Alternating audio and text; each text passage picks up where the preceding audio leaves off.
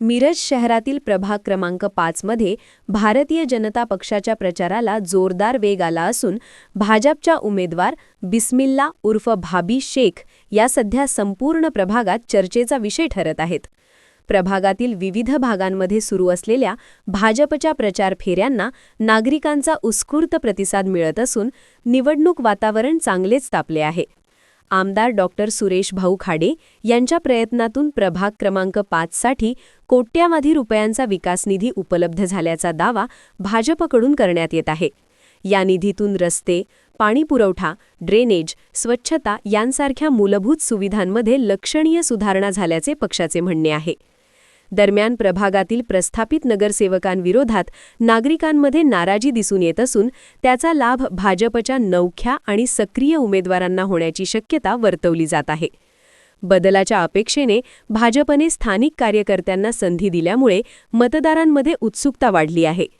प्रभागात परिवर्तन घडवण्याच्या निर्धाराने भाजपचे सर्व उमेदवार घरोघरी भेटी, प्रचार फेऱ्या आणि थेट संवादावर भर देत असून येत्या काही दिवसांत प्रचार आणखी तीव्र होण्याची चिन्हे आहेत।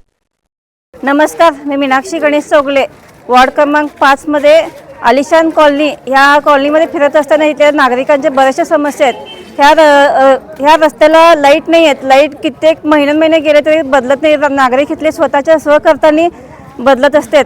इथं ड्रेनेजचा प्रॉब्लेम फार आहे।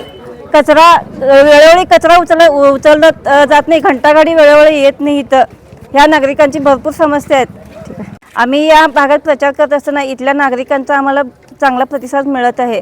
आमच्या पॅनलसाठी ह्या इथल्या नागरिकांचा पॉझिटिव्ह विचार आहे आणि आमचा विजय हा निश्चित आहे, खात्री देतो।